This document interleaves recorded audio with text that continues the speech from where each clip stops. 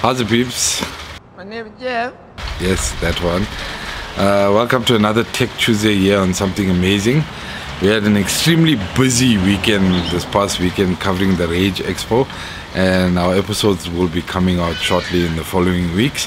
However, we did do some promo videos for the Rage Expo, and I'll put the links in the description box down below. One question we were often asked by other exhibitors, by media people that were around, people were very interested in the rig that we were using. So I just wanted to get into lenses today and also to cover some of the things that we use when we're shooting, basically on the move. Let's get into it.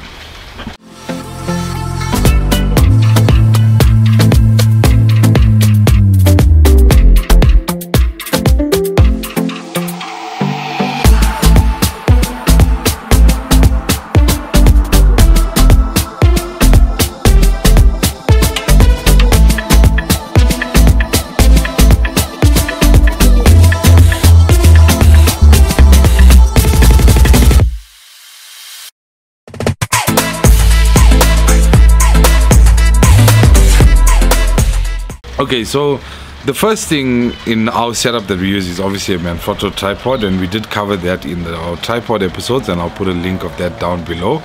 The second thing, on our Canon 200D, which we did do an in-depth review of as well, and I'll put the link to that down below. And we use a V-rig setup. So a V-rig is something that sits in the hot shoe of the camera and allows you to have a panel light as well as a microphone on top of the camera, and makes a compact unit that is good enough that you're going to get good lighting, going to record good audio, and obviously the camera itself. I'll put a picture down below of what it looks like, and we did cover the V-rig and also the Phottix Nuada S video light that we use, and the Rode Videomic. So I'll put links down below as well of our reviews of that. So if you're interested in seeing what it is that we actually use, I'll put you can check those out. So the two lenses that we use mainly when we in an expo type of setting, or any setting where we are shooting footage in a indoor setting, is two basic lenses. There's lots of lenses out there and a lot of good glass out there.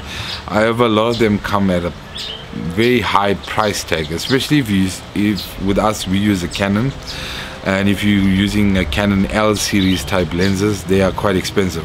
But the two main lenses that we use is firstly the so-called Nifty 50, or the Canon, let's get into focus here, the Canon 50mm lens, yeah, and it's nicknamed the Nifty 50. And the reason it's nicknamed the Nifty 50 is because it's very cheap, it's of a high build quality, it is a prime lens, and the one benefit of this lens is it has a very, very low f-stop. It has an f-stop of 1.8. So what that means is it has a very wide aperture. How does that help in shooting in an indoor setting?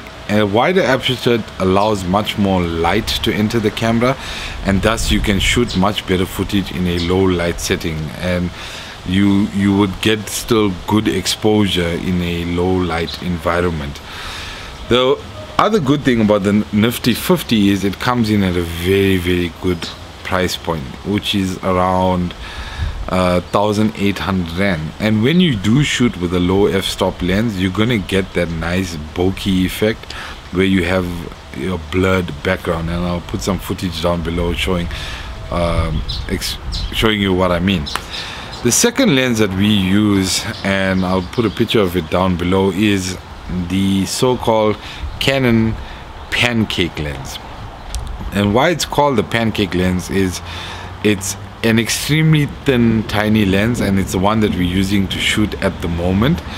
The benefit of the Pancake lens is that it also has a very low f-stop. It has a low f-stop of 2.8, which also allows you to have that blurred background or that bokeh, and it's excellent for shooting in low light conditions. At the moment the storm is coming in, it's quite cloudy, it's quite dull, but it's allowing us to shoot outside without any lighting, and it's just me sitting here and talking. The reason we use a 24mm lens as well is the Nifty 50 is brilliant, but it has a focal length of 50mm. Now, if you're using a focal length lens of 50mm and you're using it on a camera like ours, a Canon 200D, which actually has a crop sensor. So the Canon crop sensor has a zoom of, it has an additional factor of 1.6 times. So technically a 50mm lens, your subject will have to be roughly around 80mm away. So the downside with the 50mm is that your subject has to be quite some distance away for you to capture them fully. And it's mostly used as a lens for portrait type of photography. The benefit of using the 24mm lens, the Pancake lens, is that your subject now can be a lot closer to you. You can shoot your subject much more effectively without being too far away, and especially in an expo type of setting, if your camera is too far away, people are going to walk in between. They're going to walk and step into your frame, step into your footage. So your 24mm lens allows you to be a lot closer to your subject and capture your subject fully. So anyway, that's just a quick episode for this week. Just was going to discuss the two lenses that we use, and obviously the setup that we use when we are shooting on the go. And yeah, stay tuned. Next week we'll be bringing you some of the coverage of the Rage Expo, and we'll get more into that at that stage. And we also got another exciting episode this month where we're going to be talking about security and internet security and securing your PC. See you next time.